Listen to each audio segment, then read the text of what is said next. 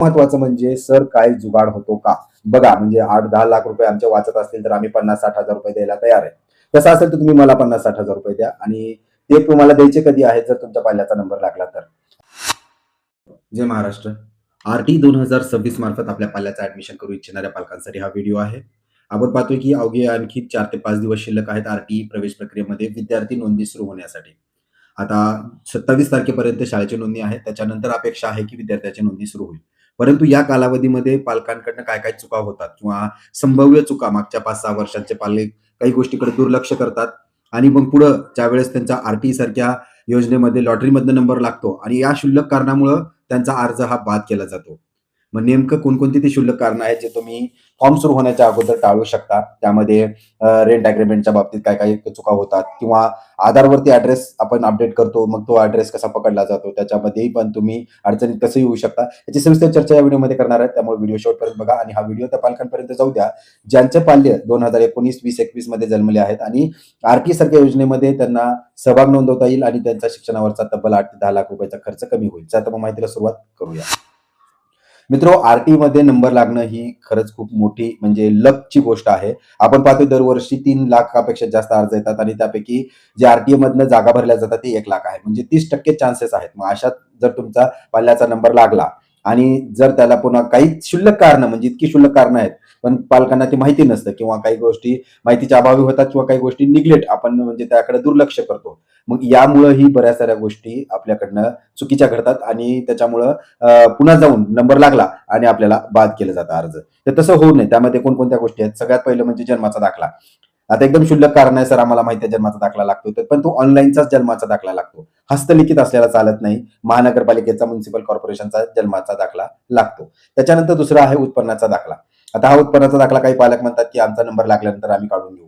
परंतु तसं चालत नाही. जर समजा लॉटरी एप्रिल महिन्यामध्ये लागली, तर तुम्ही एप्रिलमध्ये जर उत्पन्नाचा दाखला काढला तर तो उत्पन्नाचा दाखला पुढच्या वर्षीसाठी जातो, म्हणजे चालू वर्षासाठी जातो. मागच्या वर्षीचा उत्पन्नाचा दाखला लागतो, ज्याची वैधता व्हॅलिडिटी ही मार्च 2026 पर्यंतचीच पाहिजे. म्हणजे मार्च 2026च्या आत जर तुम्ही उत्पन्नाचा दाखला काढला तर तो ग्राह्य धरला जातो. त्यातही खुल्या प्रवर्गासाठी जो उत्पन्नाचा दाखला आहे त्याची मर्यादा 1 लाख नाहीये, 1 लाखापेक्षाही कमी आहे. त्यामुळे ती छोटीशी गोष्ट आहे ज्याच्यामध्ये की पालक गोंधळून जातात. आता बरेच सारे पालक म्हणतात की आम्ही इतर भाड्यानं राहतो सर. खरं सांगायचं झालं तर आम्ही भाड्यानं राहतो, परंतु आमच्या आधारवरती तिथलाच पत्ता आहे, पुन्हा बँक पासबुकवरती तिथलाच पत्ता आहे, राशन कार्ड नाहीये पण आधार आणि बँकवरती पासबुकवरती तिथलाच आहे. तर या दोन ह्याच्या आधारावरती होतं का? झालं पाहिजे, कारण आरटीच्या नियमामध्ये सांगतात की यापैकी एक कागद पाहिजे. परंतु तुम्हाला हे सांगू इच्छितो की जर तुम्ही भाड्याने राहत असाल, जरी तुमच्या आधारवरती तिथला पत्ता आला असला तरी तुमचा मालकी हक्काचा पुरावा तिथं ऍडिशनल प्रूफ मध्ये मागितला जातो. आणि हा मालकी हक्काचा पुरावा काय असतो? तर तुमचं लाईट बिल असेल किंवा प्रॉपर्टी टॅक्स रिसिप्ट असेल, यापैकी एक हे अवश्य मागितलं जातं आणि त्यावेळेस तुमची गोची होते आणि मग तुम्ही बाद ठरता. त्यामुळे नुसत्या आधारच्या भरोशावरती बसू नका. जर तुम्ही भाड्यानं राहत असाल तर मान्य आहे, थोडंसं तकलीफ आहे, तुम्हाला 3, 3.5, 4 हजार रुपयाचा खर्च द्यावा लागेल. परंतु आज जर तुम्ही ह्या गोष्टी टाळण्याचा प्रयत्न केला आणि उद्या लॉटरीमध्ये नंबर लागल्यानंतर मग तुम्ही पुन्हा ते मॅनेज करणं, त्याला पैसे खाऊ घालणं, तिथं 10, 15, 20 हजार घालणं किंवा एका वर्षाची फीस, अशा काही प्रकार जो मागच्या वर्षापासून 2-3 वर्षापासून निदर्शनास आलेला आहे, तो टाळायचा असेल तर 3-3.5 हजाराचा भाडे करार करा आणि एक लीगल डॉक्युमेंट तुमच्याकडे राहू द्या. त्यामुळे नुसत्या आधारच्या भरोशावरती राहू नका जर भाड्याने राहत असाल तर. दुसरं महत्वाचं म्हणजे रेंट अग्रीमेंट. रेंट अग्रीमेंट करताना काही गोष्टी आहेत ज्या बाबी लक्षात आल्या पाहिजेत, की घरमालकाच्या काय काय गोष्टी लागतात. त्याच्यामध्ये केवळ आणि केवळ आधार कार्ड, पॅन कार्ड आणि एक टॅक्स पावती असेल चालतंय, नसेल तर लाईट बिल असेल तरी चालतंय. मी स्वतः रेंट अग्रीमेंट्स करतोय, माझे रेंट अग्रीमेंट्स अप्रूव्हडही होऊन आलेले आहेत आणि त्यामध्ये मी कुठलाच डॉक्युमेंट अपलोड करत नाहीये, अपलोड करायची सोयही नाहीये. तिथे फक्त आधार कार्ड, जे कोणी भाड्याने राहणार आहे त्याचं आधार कार्ड करायचं, ते पण पोलीस व्हेरिफिकेशनसाठी. इतरत्र कोणताच कागद तिथे अपलोड करायचं नाहीये. त्यामुळे जर तुम्हाला कोणी म्हणत असेल की पीआर प्रॉपर्टी डिटेल्स लागतात, टॅक्स पावती लागते, घरमालक म्हणतो की आम्ही टॅक्स भरला नाही, तर यामुळे जर तुमचा डिले होत असेल तर तसं करू नका. दुसरा माणूस कुठला तरी बघा आणि पटकन ते रेंट अग्रीमेंट करून घ्या. कारण रेंट अग्रीमेंट ज्या दिवशी तुम्ही एक्झिक्यूट करता, सबमिट करता, त्याच्या पुढे 4 ते 5 दिवस लागू शकतात यायला. त्यामुळे रेंट अग्रीमेंटच्या बाबतीतही क्लिअर ही आहे की टाळाटाळ करू नका. रेंट अग्रीमेंटसाठी टाळाटाळ करू नका.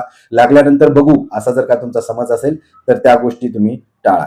आता सगळ्यात महत्वाचं म्हणजे सर काय जुगाड होतो का बघा. म्हणजे 8-10 लाख रुपये आमच्या वाचत असतील तर आम्ही 50-60 हजार रुपये द्यायला तयार आहे. तसं असेल तर तुम्ही मला 50-60 हजार रुपये द्या आणि ते तुम्हाला द्यायचे कधी आहेत जर तुमच्या पाल्याचा नंबर लागला तर. आता समजा माझ्याकडे जो आरटीएचा पेड ग्रुप आहे त्याच्यामध्ये 250 ते 300 मेंबर्स आहेत. त्यापैकी किमान 125 मेंबर्सचा तरी नंबर लागणार आहे. मग मला करायचं काय, मला काहीच करायचं नाहीये. मला फक्त त्यांना हे सांगायचं की तुमचा नंबर लागल्यानंतर तुम्हाला पैसे द्यायचे.